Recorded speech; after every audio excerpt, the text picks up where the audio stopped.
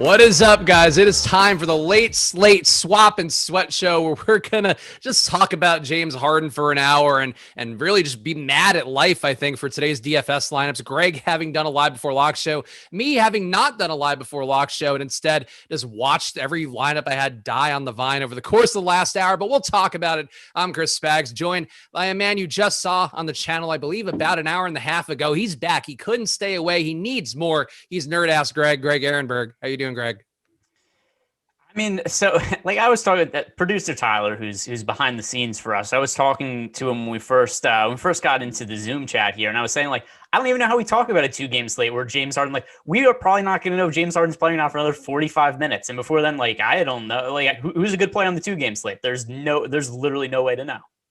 Yeah, it's definitely a precarious situation for us that we are going to dig very deep on. And I think, and eschew probably even talking too much about the main slate because we just need this news item for both our lineups and to tell you guys actually how to play this late slate on DraftKings and FanDuel. But smash that like button, guys. First of all, it helps us out a bunch here, especially on this late slate show, which some days we have 1,000 people in here. Some days we have 250. We appreciate you guys either way, whether we're part of the big audience day, basically feeling like gladiators in the Roman Coliseum, or if it's just an intimate gathering of friends sitting around in a circle talking about DFS. We very much appreciate you guys being in the stream. So smash that like button really whenever you come into an Awesemo show, but especially the late slate show, because we're trying to do the best we can to help build this little baby up before we go. And of course, make sure to go to oddshopper.awesemo.com. If you are like me, tilting the main slate, maybe one thing you can do besides just entering the late slate and putting more money at risk is just playing some prop bets, playing some high ROI percentage, high win percentage bets at oddshopper.awesemo.com, where you can find all the bets. You could shop for the best rates, first of all.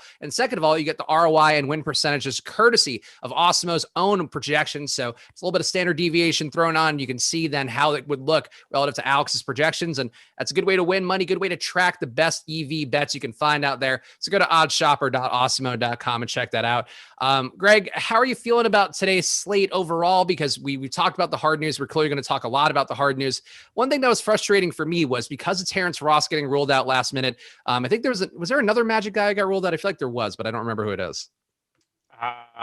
Just the usual guys. So I mean, I'll look at the injury report really quick just to refresh. I think there was anyway. There were two that opened up minutes basically. Oh, it was Chase Randall? Chase Randall was the other one that got ruled out. Yeah. So because of those two guys coming out, I ended up somehow, and this was just because of everything moving around last minute, and at that point it was too late. I ended up with 70% Michael Carter Williams on FanDuel, and I will say for the most part, we all maybe remember the Michael Carter Williams Rookie of the Year campaign. We all maybe have some fond memory of Michael Carter Williams in our life. Every time, Greg, I have played this man at any volume, it ends up being one of the worst decisions of my life. I think barring maybe one time this year, that 140 fantasy point day he had. Is there anybody like you who is particularly sticking in your craw? Or if it is Michael Carter Williams, please feel free to join me in really wanting to just be mean to him and maybe even spit on him a little. I have 5% exposure to Michael Carter Williams, so not him. Enough. Aaron Gordon, I'm overweight to him, and he scored basically all his fantasy points in the first 3 minutes of the first half and the second 3 minutes of the second half. Like he's been really good in those 6 minutes and then just hasn't done anything outside of them. So yeah, Aaron Gordon, who I thought was a good play on both FanDuel and DraftKings, one with a lot of controversy because a lot of people before the slate were asking me, is Aaron Gordon going to play better because he's about to be traded? Is Aaron Gordon going to play worse because he's about to be traded? And it seemed pretty split. There was a lot of people who felt Gordon was a lock because he was going to be traded, and a lot of people thought he was a fade because he was about to be traded. And he has played a little bit better down the second half. It looks like he has like 27 fantasy points or so. So not a total disaster, but definitely less than I was expecting from him. Other than that, it's hard to say. Nickeil Alexander-Walker, I pivoted to him a bunch. He got into early foul trouble, but I still feel kind of okay with him. I think he should have a decent second half. But other than that, I'm so exposed to the Nets that like I have a bunch of James Harden, Bruce Brown, Tyler Johnson. So I don't even know what to make of my lineups, especially because I don't even know if Harden's playing at this point. And then, I mean, if he's out, which I mean, that's the next thing we have to address is I only have 5% Damian Lillard now. I'm going to end up swapping to a whole bunch of Dame. Yeah, I think that's basically where I will land as well. And I try to do some things today when we talked about on the tip off today with Kayla and Eric on that show. And I was actually curious how Eric was going to handle it. And classic Eric Lindquist, I think he just didn't answer the question and instead hit his strategy for himself. But I was talking on that show because one thing I remember Alex Awesemo mentioning on one of the game plan streams is that for late swaps to really have value for you, you probably need to have 3 roster spots. I think he had implied that maybe you could have 4 or 2, but I was like, 3 seems about right for the late slate, that there's going to be some way where if I don't have Harden, then maybe I pay up or pay down and get Dame, pay up and get Covington, or I don't even know who it would be, but you could at least move around there. There's some ways to spread that money around. And I locked in 3 spots for the late slate. So I have no idea how my day's going besides Michael Carter-Williams being terrible. And I know that I'm gonna have to do something probably to change things here. And if Harden is ruled out, Greg, I honestly don't know where that money's going to go. Like you could put in Lillard, but then you're paying for Tyler Johnson at 3,100 and you're probably going to be leaving, I would think, on DK. $1,000 on the table at least, even with the options you could swap to if you have the 3 spots. But what do you think is going to happen here if Harden's out? I guess let's talk about this potential situation here, because that's the one we really have to prepare for. If hopefully you've been preparing as though Harden was going to be in all day. Yeah, I've been preparing as if Harden's in. I still think he plays. Harden did say after the game the other day, he said he was going to play. Then apparently, I think it was Malika Andrews. I'll just read the tweet. We've got 54 minutes to kill, so I might as well find it. Please read it dramatically. Put some accents on it. Whatever you need to do. Okay, not this one about Kevin Durant. Steve Nash said that James Harden is struggling with his neck soreness and will go through warmups before determining whether he will play against the Trailblazers tonight. Harden said the other day he didn't think it was going to be a big issue. Steve Nash apparently thinks otherwise. I don't think it's a lock that he plays, but if I had to put percentages on, I think it's like 80% Harden plays, 20% he sits. I built my lineups as if Harden's playing. He's one of my most exposed players right now. But that's the information we have right now. I know it's going to be asked probably like 50 times in the chat. People will keep saying, is Harden in? Is Harden out? Why aren't you telling me? I know because there seems to be prevailing wisdom that I already know this information.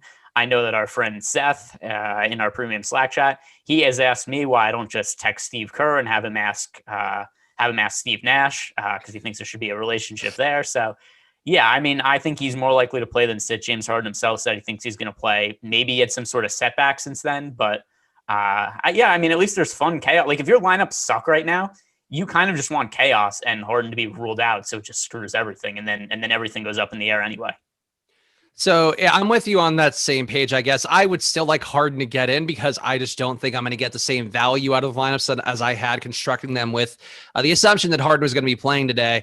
And he has, historically, I actually think this is a classic late slate material, though honestly, I would bring it up on a live before lock. You might too, Greg. I do remember Portland index pretty lowly on that strip club index for James Harden. I don't know if that matters in the current pandemic situation, but that was one of the spots that always performed poorly for him. And it's funny because there was something that Portland used to do, which I don't think they did the last time that they played Harden, but they used to also like really trap him aggressively. Denver was another team that used to do that a lot with Harden too. And I think still does actually, but Portland did it for a few years. I remember from doing these shows, and our old pal Fast Study had mentioned that a couple of times, and I started to note that a little bit more.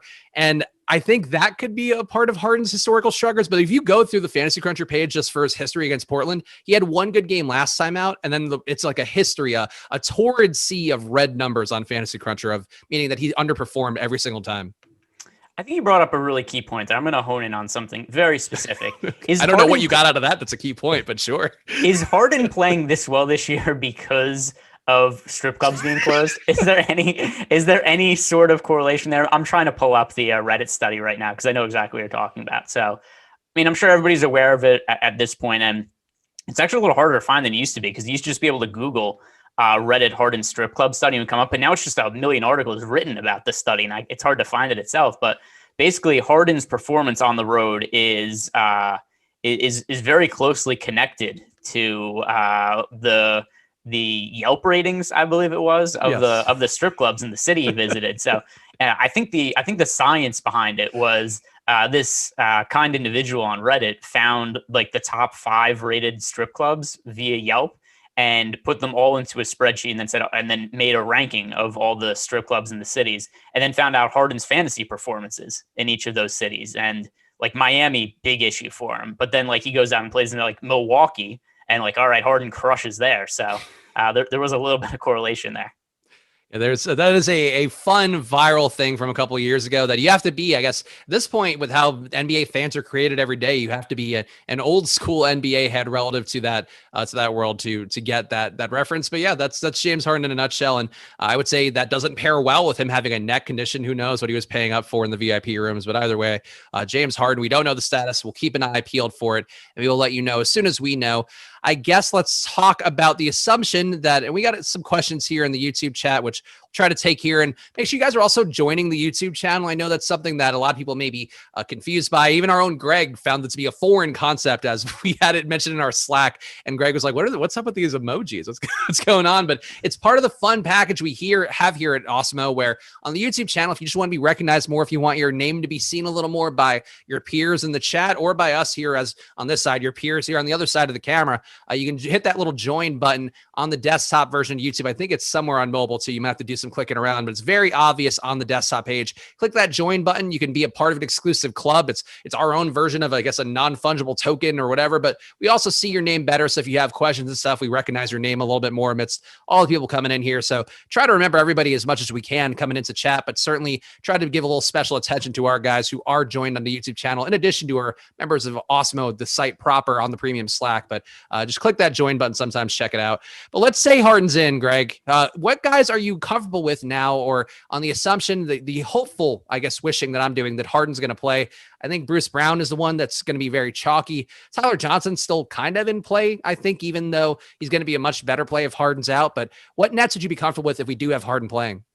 Yeah, so for sure, Tyler Johnson, that's who we've been saying, or at least who we've been told. If James Harden is out, then Tyler Johnson will start, which, by the way, that doesn't mean that James Harden is out. And also, guys, I said this earlier, don't just go put crappy information in the YouTube chat just for the sake of doing it. Like, you're not like, if you think you're swaying the ownership in GPPs any significant amount, you're just being a dick to a few people on YouTube. It's not like if you go into a YouTube channel and you just say like, oh, James Harden's out, you're not all of a sudden swaying the ownership a massive amount. You're just being a dick to a few people. So anybody who just spreads bad info, I'm just going to give you a timeout in the YouTube chat. He's still questionable right now.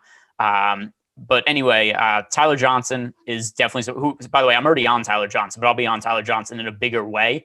If Harden's out, he would be somebody I would get to in every single lineup I possibly could. Bruce Brown, somebody else, already a very strong play. I would be getting to him in every single lineup that I can if there's no James Harden.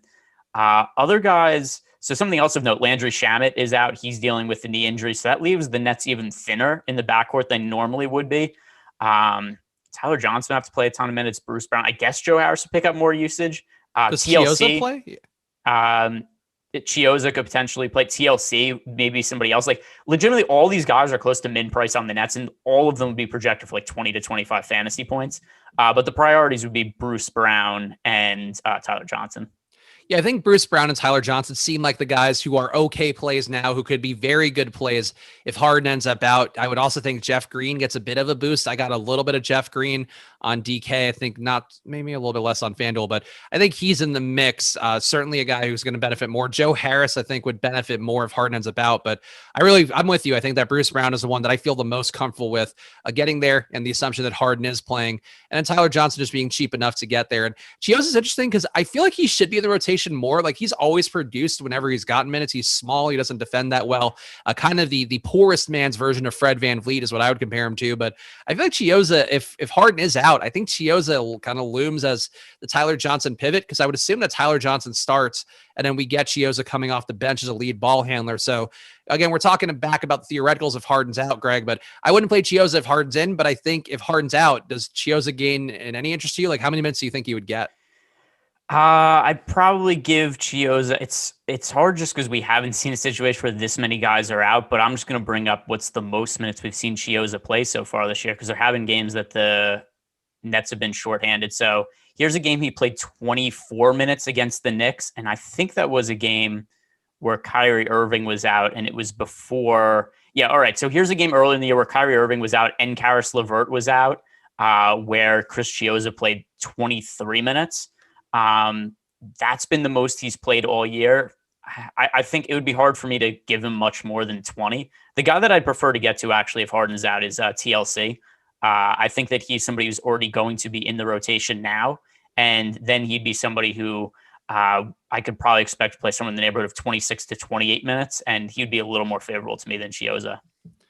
Yeah, okay. I think that's reasonable. Chiozza, I think, just because right now we have Harden in for 39 minutes. We also currently have Tyler Johnson. Awesemo has Tyler Johnson in for 28 minutes.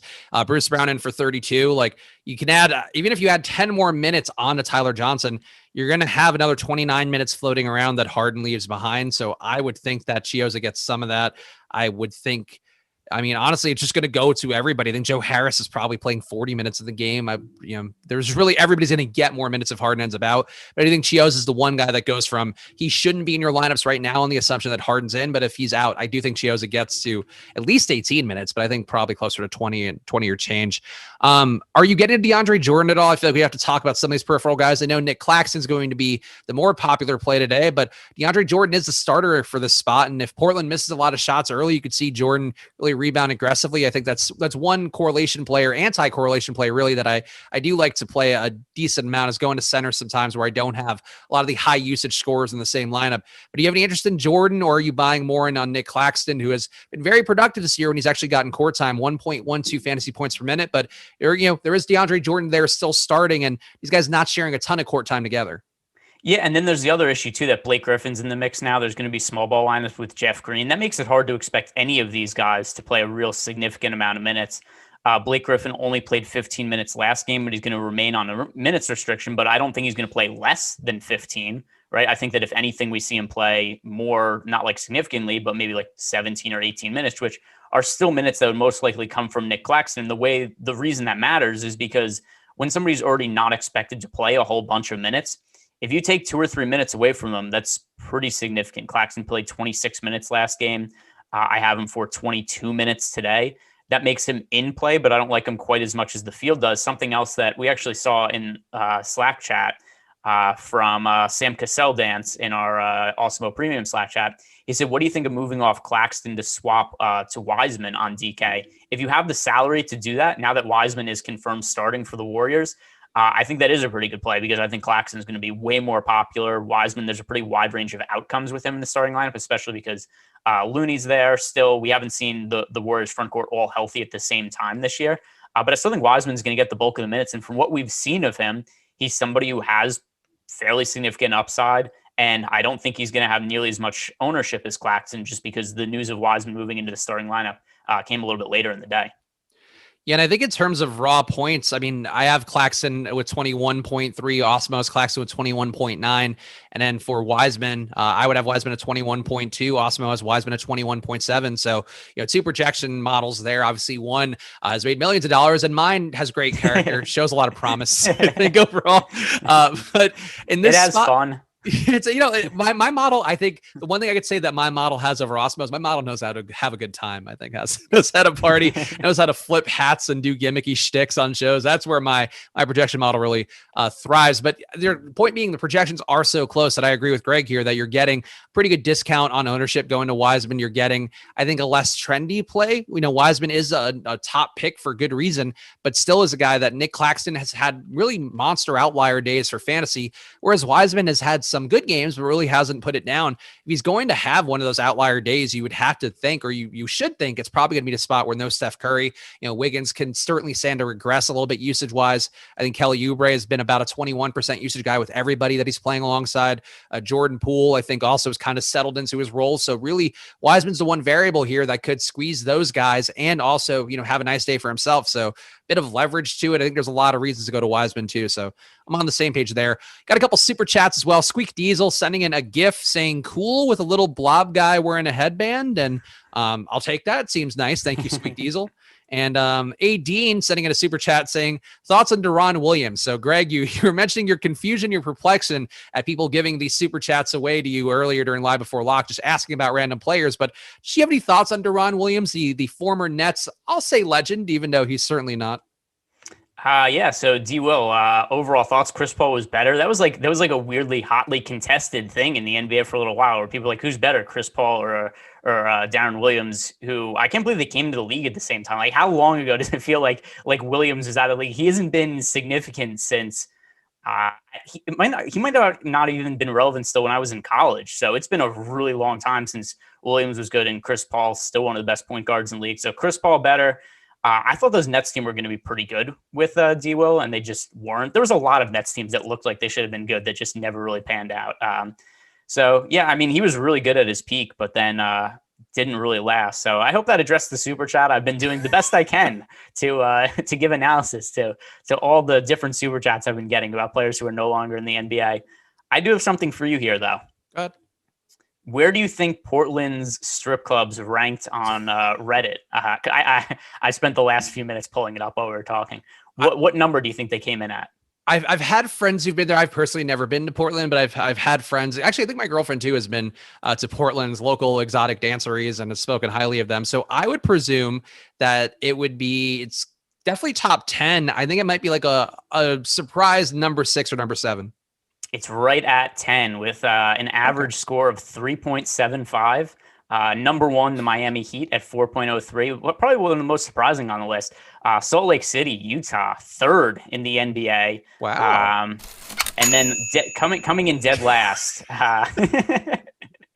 That's the real money time goes down at a Salt Lake adult dancery. That's Tyler's best moment on the show ever. That's the best. I think that's by the way, I hope Jordan's not watching. That's the best sound drop producer moment we've ever had there. And if Jordan's about to text me, if he's listening right now, he's going to be very upset I said that. Coming in last, surprisingly, Toronto. I thought that was a fun city. Maybe it's just Quebec though, but more understandable. Coming in at second to last is Cleveland. Poor Cleveland.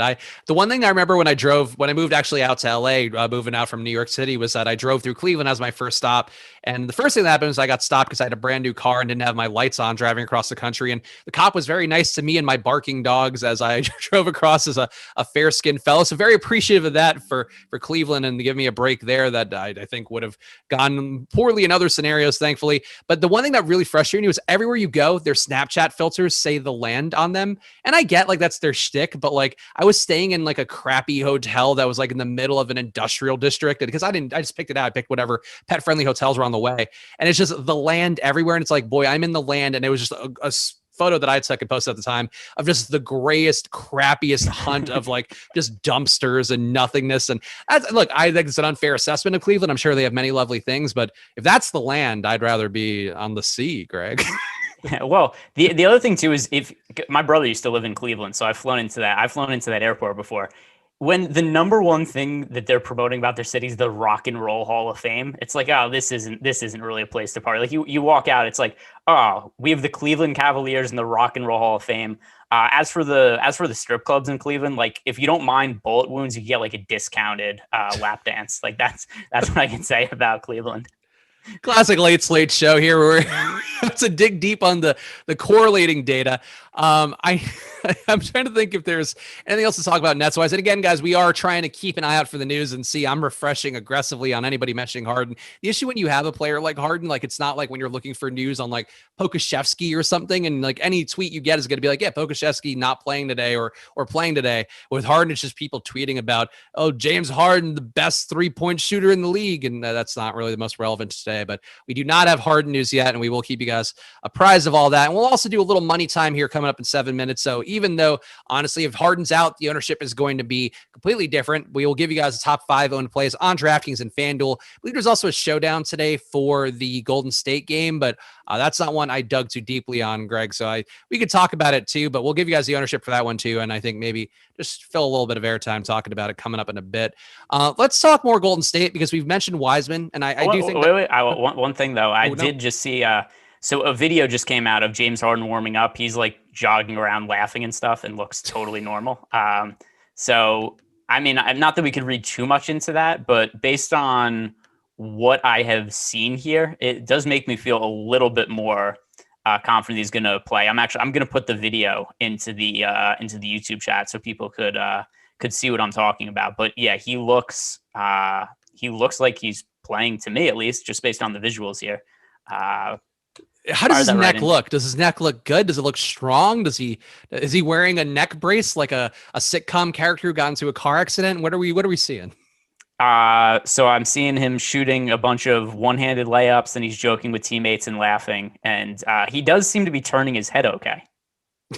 Okay, so if he could turn his head, okay, I know from my limited times having a kink neck or a sore back from sleeping weirdly, one of the joys when you pass 30 is that all of a sudden you'll just wake up one day and be like, oh, my back is in pain. I don't understand it. I would say that bodes well for James Harden. So, Greg, your professional opinion, we're trending towards James Harden playing. Then put your credibility on the line. Yeah, I'm saying James Harden's playing based on just me playing, armchair, like literally playing armchair doctor, and just looking at the videos of him shooting layups out on the court and him laughing. What really sold it for me though is when he went to go talk to a teammate, and you see him just kind of like a fairly sharp turn. It's like, boy, somebody with a messed up neck. I don't know if they could talk to a teammate in that fashion. Honestly, it all ties back to the gentlemen's clubs where if Harden was able to look back at girls, we would know. If only we had video of that. It's from some intrepid Instagram reporter. If only the Shade Room can get on that one, then we might be doing better. But well, that's the news we have on Harden now. Video of him apparently looking joyous and having a good time out there with a limber neck. So that's where we're going here. Lakeith WS saying Nets versus Trailblazers prediction. I guess, Greg, now we're in the prediction business. So what's your prediction for this game? Now, accounting for the fact that we don't know if Harden's playing, but we're assuming he is because you so bravely went on the line and put all your credibility out there saying that Harden will play.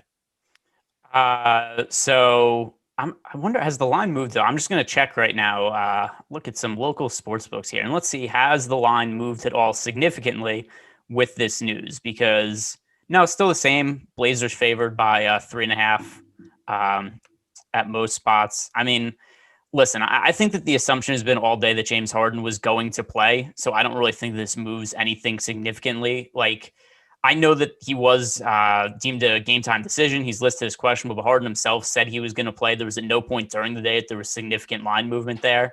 I think it's fair. I think the Blazers are slightly more likely to win this game than the Nets. Nets on the road, and also the injuries the Nets are dealing with, Kyrie Irving out, obviously Kevin Durant out, and then also compounded with the fact that the Portland Trail Blazers finally getting CJ McCollum healthy, right? McCollum is starting to play 30 plus minutes now, and he's a big part of Portland's team for more than one reason. Not only is he really good, except now they don't have to play Damian Lillard 44 minutes per game. That's a little extreme, except he was playing heavy minutes. And when he does come off the court, they have another capable playmaker and somebody who could score on the court to stagger minutes with him. So I think that Portland is rightfully a small favorite, but not something I'd be willing to bet on. Speaking of Portland, we did get one news item before the show, which could be more relevant than it seems. And I think it does kind of tie into what you were talking about there of McCollum potentially playing some less minutes. And we'll talk about this when we'll give you guys the ownership projections coming up based on what we know so far of the news, obviously accounting for James Harden being in. But we did get news before the show that there's not going to be Anthony Simons today. Also not going to be Nasir Little in the lineup for Portland due to health protocols. So they either contact trace their way out of the lineup or they have something for themselves. Whatever the case may be, that does mean some more minutes to go around, where Derek Jones is a guy I thought was intriguing already. Now that he's projected for 30 minutes from Awesemo, I think looks pretty solid. Damian Lillard, I would think, gets a bit of a boost too, just because you're going to have none of those Simons minutes in the lineup, even though he has been playing a bit less recently, still been in the mix enough, I think, where that makes a bit of a difference. And maybe CJ McCollum comes closer to playable, Greg. He's still, the price for him has not come down enough for me, I think, on DraftKings or FanDuel, but now projected for 30 minutes from Awesemo, does stand to see some more ball handling time, some more usage, and maybe even more staggered minutes away from Lillard because of not having Simons. So how does this change things for you, if anything, for these guys? I think for me, it just makes the Portland guys generally a little bit more appealing. Yeah, so talking about McCollum individually, the real issue with him on FanDuel is not only is the price significant at $7,500, but James Harden and Bruce Brown are both shooting guard eligible, and just by a mile, the two best shooting guard plays on FanDuel. So that makes it really, really hard for me to prioritize a CJ McCollum. Even if going cheaper, I have Andrew Wiggins project for more fantasy points at $700 cheaper with Steph Curry out. And also Steph Curry, by the way, expected to miss at least another week because of his tailbone injury. So on FanDuel, I don't really see good reason to roster CJ McCollum unless you're playing like 150 lineups and you want to have him in like 10% of them. I don't think that's crazy, but making him a priority for me, definitely not something I would do. Even if I was making 20 lineups, CJ McCollum's not somebody I would get to. Then on DraftKings at 7,400, it's so pricing sensitive on DK. And there's still, especially now that I'm considering, like I've already thrown it down. I said Harden's playing. Look at his neck in warmups. He looks good out there. There's so many good plays on DraftKings, Harden being one of them to pay up for. And then even with Harden in, Tyler Johnson's a good value play. Bruce Brown is a good value play. James Wiseman and Nick Claxton for the 2 games. Like, those are good value plays that I think it makes more sense to go stars and scrubs than go to somebody in the higher mid-tier range like McCollum. So let's see. I'm just looking how this the minute changes for Portland affected Awesemo's projections, and it does seem Covington for him up to a 31 fantasy point projection. Enes Kanter also took a pretty big jump, which I think is noteworthy because he was not a play I was considering too much of, but now Awesemo has him at 38.4 fantasy points or DK points. I have him at 37.8 now. I think he must have gotten a few more minutes out of the absence of Nasir Little. So there are a couple meaningful changes here, and that's sort of one thing that we talk about a lot on this show, but really all the shows across the Awesemo channel, that sometimes 5 minutes, 2 minutes, 3 minutes can mean the difference between playing a guy or not playing a guy, accounting for his median projection. And I do think there are now a few more guys for Portland that we could talk more about coming up here, but it's halfway point of the show, so we got to do money time real fast. And assuming that James Harden news will not come through while I do these, and hopefully he will be in as the ownership projections are currently reflecting. But as always, you can get these ownership projections for yourself at awesemo.com/join. So go check out all of our packages on there. We have the full data packages if you get an Awesemo Plus premium membership. We also have the express packages on there. We're getting player projections, ownership projections, a lot of the similar data, but in grade form. So find one that works for your price point over at awesemo.com/join. For the night slate, though, the top 5, number 1, James Harden projected at 72% ownership on DraftKings. Number 2, Jordan Poole at 60%. Number 3, Bruce Brown at 55%. Number 4, Andrew Wiggins at 43%. And number 5, Tobias Harris at 42%. Greg, again, these ownership projections, as I mentioned, account for Harden being in. So we're going to assume that your news reporting credibility is as proper as we always assumed it was throughout these years. But how are you feeling about the top 5? Harden, Poole, Bruce Brown, Wiggins, Tobias. Does any of them on DraftKings seem overowned or maybe a little bit too high for you? Bruce Brown, I'm surprised isn't higher. I think that him for the especially for the main slate, but then the night slate, like, I don't really see how it makes sense that he isn't one of the 2 highest plays on the slate, because I think that by far Harden and Bruce Brown are the 2 top plays. Other guys that were mentioned there, Tobias Harris, that seems a little high for me. I know that he gets a big usage bump without Joel Embiid on the court, but 8,500 for Tobias Harris when we have Damian Lillard and James Harden at the high end. Like I said when I was talking about CJ McCollum, there's enough value here. I really want to prioritize going stars and scrubs. And I'd rather get the extra $1,500. I'd rather pay up the extra $1,500 to get to Damian Lillard on DraftKings.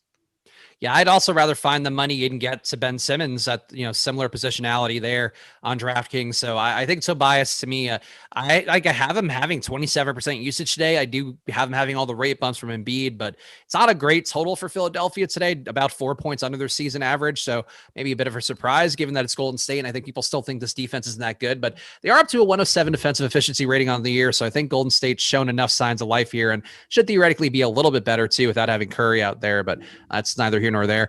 Let's keep going through the FanDuel ownership. Top 5 owned plays on FanDuel, and accounting for Harden being in on the assumption that he'll be playing, the prayer really at this point that Harden will be playing. But Harden projected for 85% on FanDuel, where he is shooting guard eligible. Damian Lillard, number 2 at 67%. Ben Simmons, number 3 at 62%. Tobias Harris again popping up, number 4 at 56%. And number 5, Kelly Oubre at 48%. Andrew Wiggins taking a bit of a drop down, Greg, with the price coming up. So just noting that real fast. But out of the FanDuel top 5, Harden, Lillard, Ben Simmons, Tobias, and Kelly Oubre, does any of these stand out as being a bit overowned? FanDuel's always so weird because there's players who at first glance, we talk about this on basically every single late night show we do, where it's like, oh, this guy seems random to be super popular. Then you look at the position and there's like 3 guys at the entire position on FanDuel. So I don't know. None of those guys seem outrageous to me. I think that even though he isn't, I'll just say as a guy who's going underowned, I think that James Wiseman should be wildly popular, even though he isn't, and then spend up at other positions. But no, there's nothing that really seems ridiculous to me. Do you feel differently? No, I feel like the Oubre one maybe gets closer to a stretch. Like, I think I would still rather have Wiggins, who, does have a little bit more usage in the limited sample size of court time without Steph. But I think for the most part, it seems appropriate for me for FanDuel. I think you have to play Harden at shooting guard for the main slate on FanDuel, or for the night slate on FanDuel rather, assuming that he's in. And yeah, all these other guys too, Lillard, like you have enough money to go around where I think you can get to Harden, Lillard, and Simmons. And I think I might actually move away from Tobias on the idea that you can get to Lillard, Harden, and Simmons. And I think those guys are the three strongest plays. So that would be the one I guess I would move away from functionally, but I don't have a lot of love for Oubre. I think he's just kind of okay. By the way, I do have some Harden news here. Oh. He is listed as active on the official game notes, but those are notoriously not always accurate. But still, more reason to think he's probably a little bit more likely to play than sit. I just hope he's swirling that neck around right now, having a good time, keeping it loose as James Harden is a man that I need very much. And let's just give out the single game ownership as well for DraftKings and FanDuel, because there is the second game on the slate. Actually, is it? No, it's Brooklyn. Portland is the one. I thought it was. No, the Showdown is. Oh, it's different on both sites. It's on FanDuel, it's Brooklyn and okay. Portland. On DraftKings, it's Philadelphia, Golden State. Yeah, because I know I looked it up. It was like, I don't really care enough to play this Golden State one. And that was my choice on DraftKings. But on DraftKings, yeah, it's, I guess, two different ones that are the big one. On DraftKings, the ownership for the Showdown, which is Philadelphia, Golden State, you got Ben Simmons projected for 81%. Tobias Harris, 80% for him. Draymond Green, number 3 at 59%. Andrew Wiggins at 57%. And Jordan Poole at 54%. Greg, this is for a Showdown that I think neither of us is playing today, but we still know enough about this, I think, to talk about it without having made lineups necessarily. Out of those five guys, does anybody seem to stand out as less than desirable, I guess, for a Showdown slate? Not really. And then also to piggyback on what you said before, like I said, I usually try to build one Showdown lineup. We do these late slate shows together. However, we had the Harden news today. I was like, oh boy, that's going to be a disaster to try to keep up with if something crazy happens. So yeah, like you, I did not build the Showdown lineup, but looking at that ownership, I'll just bring up something else. We're looking at some of these numbers. James Wiseman going under-owned, starting at center for the Warriors today. I think that is somebody who at 4,800 as his utility price. I think that is one of the best plays on the slate. Yeah, I'm with you on there. And the chalk captain there actually looks pretty close between Ben Simmons and Tobias Harris. So plan your lineups accordingly. And if you want to get different from 40% of the field, don't play Simmons or Tobias at captain, even though I think Simmons is actually a pretty good captain play, despite that somewhat chalky ownership. On FanDuel, the single game on there is the Brooklyn at Portland game. And for this one, James Harden is projected for 100% ownership. So hopefully for that single game on FanDuel, he is playing. Number 2, Damian Lillard at 94%. CJ McCollum, number 3 at 40%. Big drop off there. Number 4, Enes Kanter at 38.6%. And number 5, Bruce Brown at 33%. Greg, for the Showdown here on FanDuel, does any of these stand out as being less desirable than the others? I think McCollum at 12.5 seems a bit lofty. I'd rather have Kanter at 11,000. Yeah, I'm just bringing up the price right here because that does seem off to me. Unless is he just like severely discounted? No, not really. No, he seems like he's close to full price. Yeah, 12.5 for McCollum. Yeah, I think he's easily the most over-owned of those guys. And then I'm just gonna really quickly just start throwing together a lineup here to see what some of the pricing looks like. So Harden and Lillard, we both agree, way higher priority plays than CJ McCollum at 12.5. If you have Harden and Lillard into the lineup, it leaves 98,333 as the leftover salary on FanDuel. So taking Bruce Brown, saving some money actually there. It's not that hard to get McCollum in with those three. Oh my God, there's gonna be so many splits for first place in this. I would rather have Robert Covington over McCollum relative to the prices. Like Covington's expensive at 11.5, but I think this is a nice Covington spot. So I could be wrong about McCollum. I that's a lot of money to pay for McCollum when you can get basically every other Blazer cheaper and also all the other Nets cheaper. Like I would just rather go in a different direction. All right. So you want to hear the chalk lineup? Here's the lineup that's going to be like probably 15% of the lineups in the entire pool. You go Harden at the 2x spot, Lillard to the 1.5x, McCollum at 1.2x. Then you get Bruce Brown and Nick Claxton as the two other utility guys. That is a lineup that is going to be duped so many times that I highly recommend you do not play it, because even if that lineup wins, you are probably only going to like 2x your money on FanDuel, if even that, because that is going to be a lineup that comes together so easily looking at it. I still think McCollum is going over-owned, but I mean, yeah, he's not that hard to fit into lineups. That is a rough format to play tonight. Well, good news, Greg. Your nerd-ass Greg bombs are now 1-for-1 on the show. James Harden available to play Tuesday. I'm going to read between the lines here. His neck is feeling great. Honestly, probably never felt better. So upgrade your James Harden. And thank God we don't have to both just sit here in silence swapping all of our lineups, because that was going to be. But James Harden playing, Nets starting lineup: Harden, Brown, Harris, Green, Jordan. So that is it. And honestly, I think that makes Claxton a little more appealing now that, Green does start a good amount alongside Jordan, but I feel like the Claxton minutes, he's going to get the backup center minutes and can earn more. And I think, Jeff Green isn't going to be taking those away in a spot where I think you could get away with playing Jeff Green at the 5 more. So I think that's the one takeaway I have. But besides that, Greg, now that we know the hard news, just give me all your takes all over again from the top, now that we know for sure that he is in. So James Harden is the best play on the slate, both for the late slate and the main slate. Definitely somebody we want to get as much exposure to as we can. No Kyrie Irving, no Kevin Durant in there. All of the usage in the world is going to James Harden. And the other thing too, if we look at it just in the context of the 2-game slate, if James Harden does not play well, the Nets get crushed in this game. There's not some situation where it's like, oh my God, like Bruce Brown just carried the offense tonight and made up for James Harden struggling and kept the Nets in. Like, Harden's going to have like a 40-point triple-double if the Nets win this game, like something along those lines. Not exactly, but he's going to score.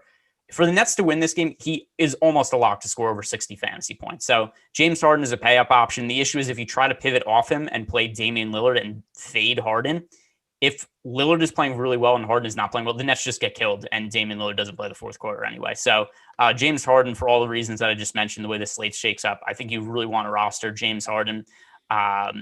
Bruce Brown's still somebody we definitely want to look at as a value play. To me, he's the best value play on the late slate. And Tyler Johnson, even though I don't think he plays, like 30 minutes or anything like that, I still think that Tyler Johnson scores somewhere in the neighborhood of 18 fantasy points. That's what I have him for right now. And at his price point, that makes him very valuable on DraftKings. Not so much on FanDuel, but DK for his cheap price, he opens up so many possibilities for spend-up options. Yeah, Awesemo also has Tyler Johnson at 17.6. I would go, I'm actually a little bit surprised how high I have Tyler Johnson, but I got him at 19.6. I like the spot for him. Awesemo has him in for 28 minutes. So as we talked about earlier, even though Harden was projecting, or we had him projected as being in, it's a spot where you could still get to Tyler Johnson, could still get to Bruce Brown.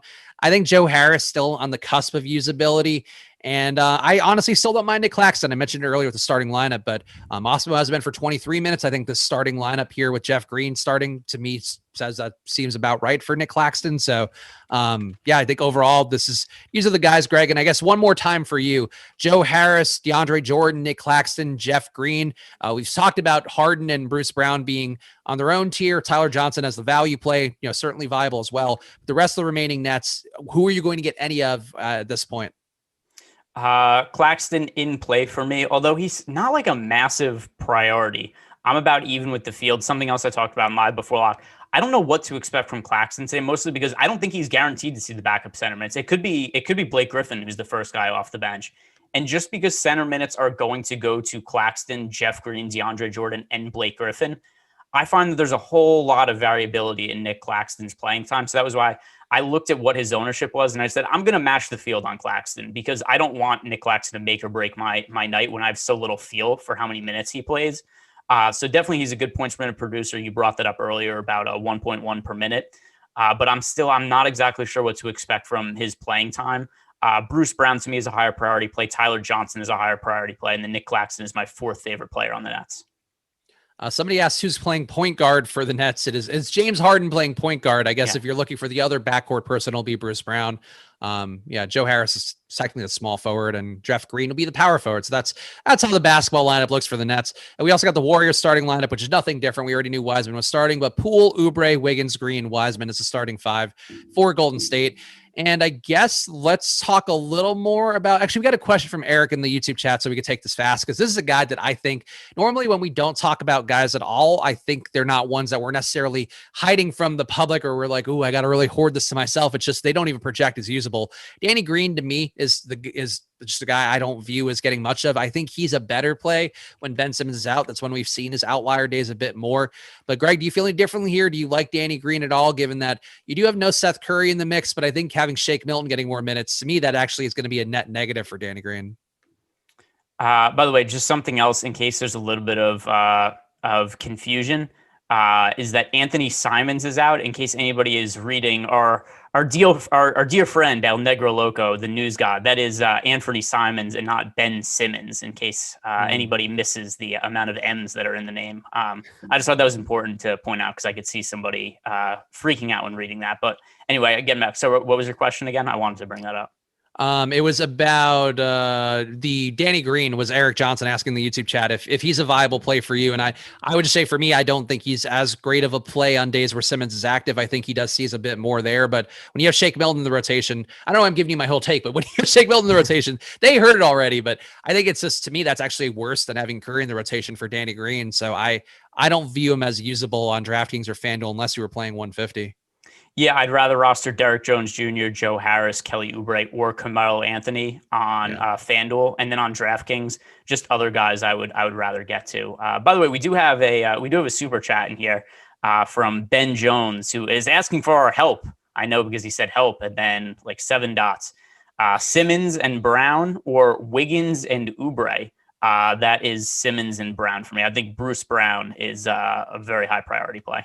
Yeah, I'm on the same page. I think Simmons too on FanDuel, where he's pretty cheap, and on DraftKings, I think I mentioned on the tip off today, just hasn't had that ceiling game really, unless we're counting the Milwaukee overtime game, which I think honestly he was pretty bad in the first half there. Did salvage in the second half and the overtime, but I think we still haven't seen Ben Simmons show that Utah game ceiling that we made, that you guys hopefully remember, was a game with no Joel Embiid.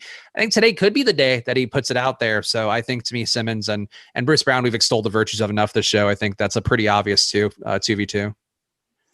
Yeah, I think just two guys there who, while Wiggins I think is a good play for this slate, Bruce Brown's a higher priority, and then I prefer Ben Simmons to Kelly Oubre. Big Chungus asking, do you like Bradley as the best value option with him starting? I think on FanDuel, he looks more playable to me because he's a power forward on there. But besides that, I haven't been huge on the Tony Bradley experience. I guess in this spot, going against James Wiseman to start, I think is probably a good one for him. But I just don't have him projected that well. And I didn't even knock his rates down today. So I don't think Bradley would be the play for me, at least on DraftKings. Yeah, let me bring up his numbers as a starter overall for the year. He's had some individual good starts. Just a coincidence, but I do think it's funny. If I remember off the top of my head, every single game that Tony Bradley has played well, it's been when Dwight Howard was like uber chalk. And then Dwight Howard just stinks and Bradley plays well. So he's had some troll games in there, but the minutes haven't really been there for him. I have him for 18 minutes tonight.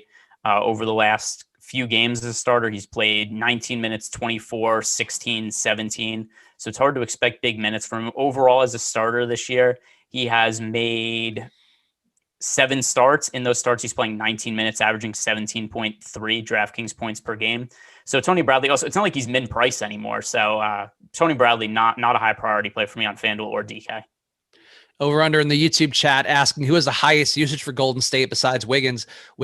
So Wiggins, I gave 25% usage today, and that's sort of, honoring the lower small sample size numbers of him without Steph Curry. But on the year, it's going to be Wiseman has the most usage on the team out of the guys who are active today. Jordan Poole's at 24%.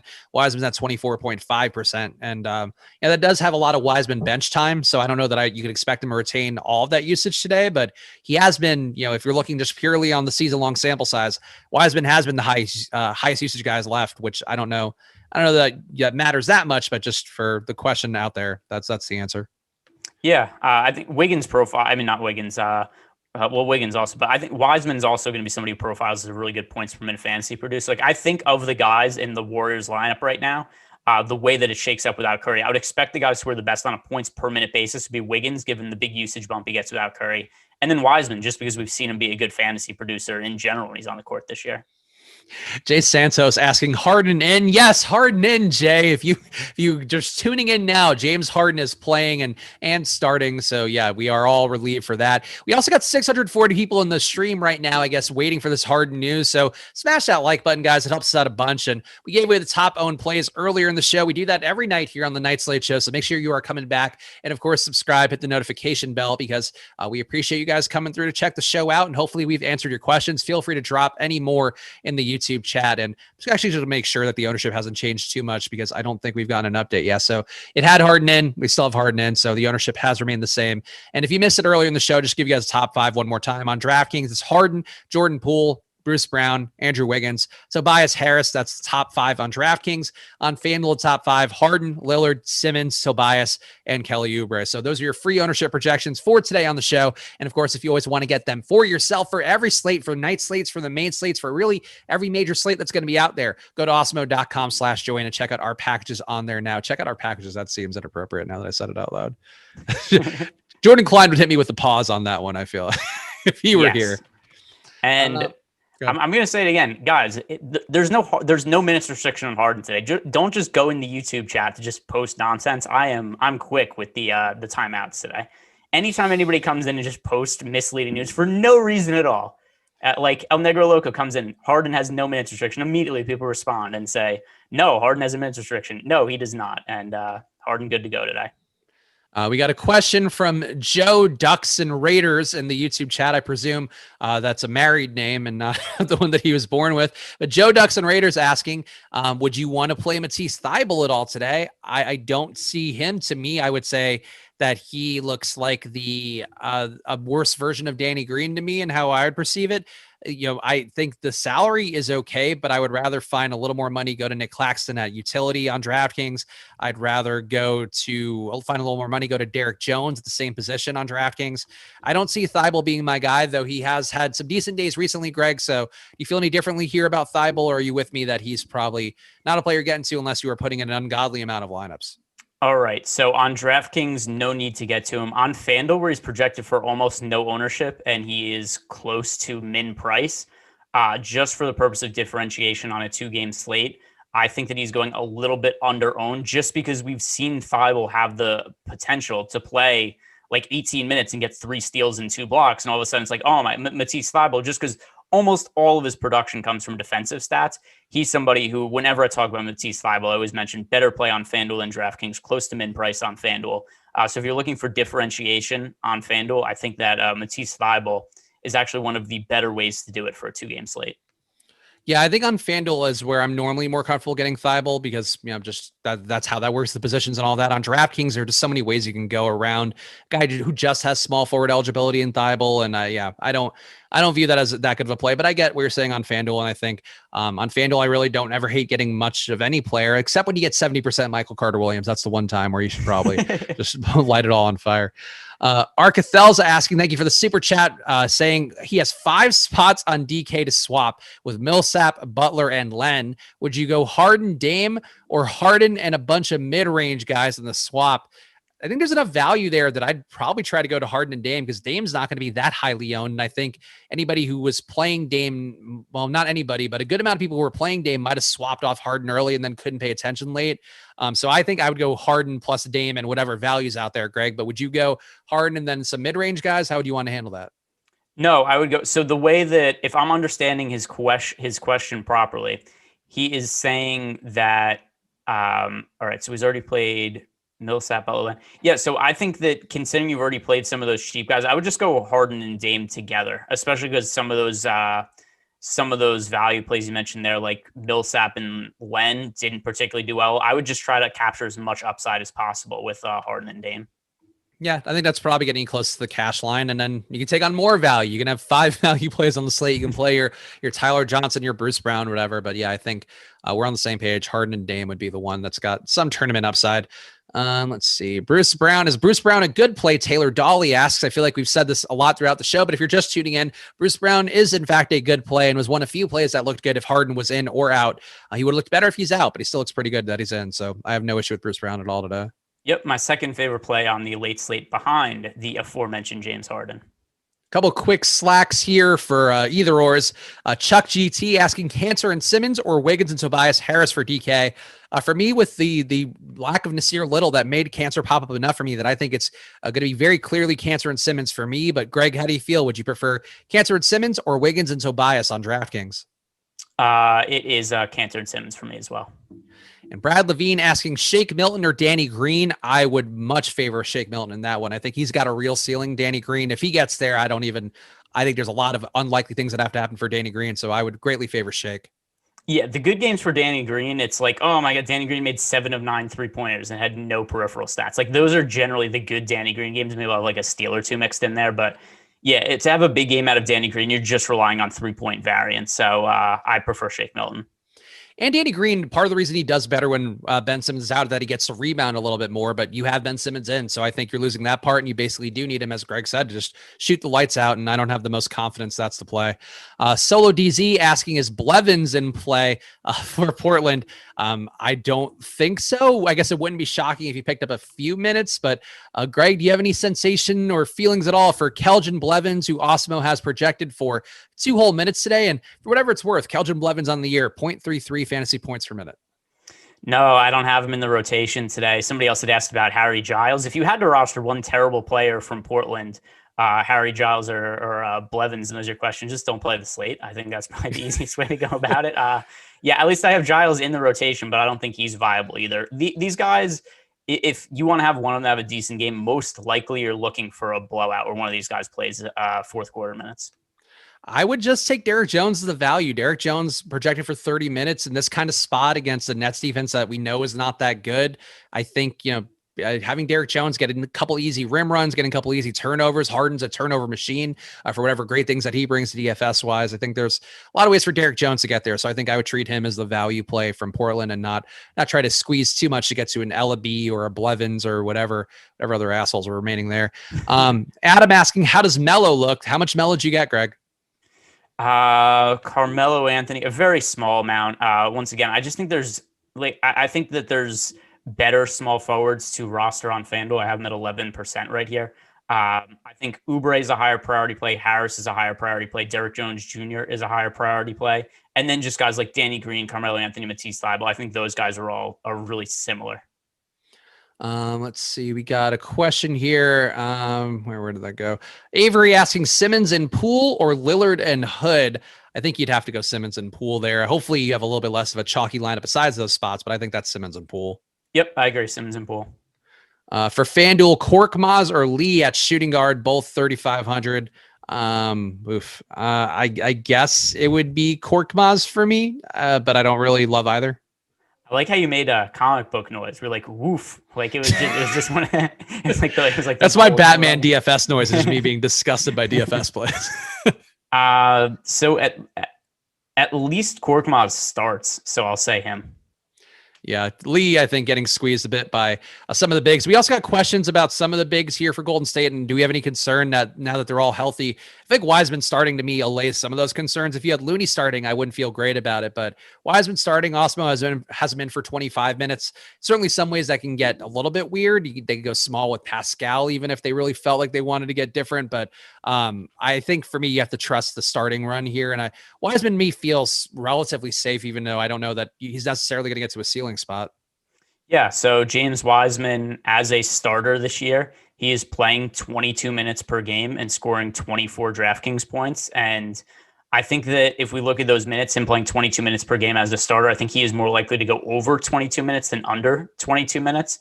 So, I mean, from what we've seen him as a points per minute fantasy producer, I like Wiseman.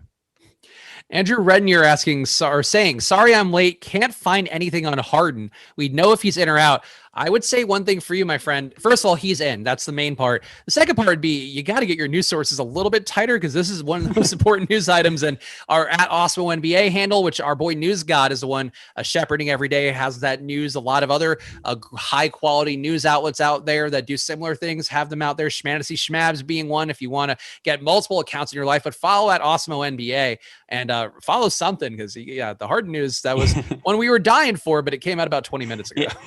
I keep thinking of our friend and more your friend than mine, but Peter Overzet, who whenever people keep asking Harden questions, I just think when Harden. Like I'm just thinking of the memes of him because that's all I've seen in all Slack chat, YouTube chats. Harden playing? Where's Harden? Is Harden minutes restriction Harden? It's just when Harden, just over and over again. Thinking in my head here. Yes, James Harden is playing. He is playing, and boy, if Harden ends up one of those like, oh, he's playing, and then he ends up late scratch after 1 minute, just you can find me on the tip off tomorrow with a wound to my face from smashing it on the table over and over again. But yes, we're assuming he is playing. He has been ruled in by every credible news outlet out there, so he is playing. And news is a big part of NBA DFS. So if you honestly, like, not even being a dick about it, like if you just don't know stuff like that, or you find you're missing out on things, just make sure you follow at Awesemo NBA. Just get some Twitter handles in your life that are doing this stuff, because there are a lot out there covering every single minutia of injuries, and that's the most important part of DFS these days with the NBA. Brad Levine, our regular guy here, saying this is Wiseman's night. He should dominate Bradley down low. I think Greg's hoping that. We got a question from Alan Burns too. Harris and Derek Jones, or Covington and Pascal? I like Covington and Derek Jones the most out of that equation, Greg. So I'll let you choose Harris and Derek Jones or Covington and Pascal. Yeah, I think you might have been better off just spending the money on a super chat or something instead of the lineup you're playing there. But yeah, I mean, I just don't like Eric Pascal at all. And then Shamir Thomas asking Kelly or Joe Harris. Kelly Oubre. Kelly Oubre, yeah. It took me a second too. I was like, Kelly Oubre. I mean, they're not in the same price range. So Kelly Oubre, if it's just a 1v1 type thing, which I assume that's what it is with like 30 seconds left until lock, Kelly Oubre. If it's a DraftKings question, I think they're the same. Well, they're 600 away. They're close. So I get it. But yeah, I think Oubre I have at 29.5. Joe Harris I have at 26.9. So yeah, I'd go Oubre too. And we are locked. So Greg, please give the plugs for all of your things you have coming up. People should be following you at G Ehrenberg DFS, but do whatever you want right now. Yeah, follow me on Twitter. Yeah, and apparently new skill I have. If you want to watch me just break down players warming up and analysis and give analysis to whether they're playing or not, I'm batting 100 on those or 1,000, I guess. I'm yet to miss. So that's something new we're gonna have to start incorporating into the late shows. Yeah, just grading guys based upon the looseness of their necks is going to be Greg's new favorite pastime. Follow me at Chris Spags. Follow at G Ehrenberg DFS. Follow at Awesemo_com for both all of our content, as well as a lot of giveaways, a lot of fun things on there. So follow that, and follow at Awesemo NBA too. Legitimately, if you are a person who's baffled by the NBA news and trying to get into DFS, and this is the one inhibitor for you, it's going to help you out a bunch. So check out all of News God's alerts on at Awesemo. Damn it, I did the Eric Lindquist, called it Awesemo. It's been in the back of my head for days. At Awesemo NBA. We'll be back with you guys again tomorrow, bright and early, for Josh's process video, 6:30 a.m. on the East Coast. So tune in for that. We'll see you guys again soon. Enjoy your nights. Good luck.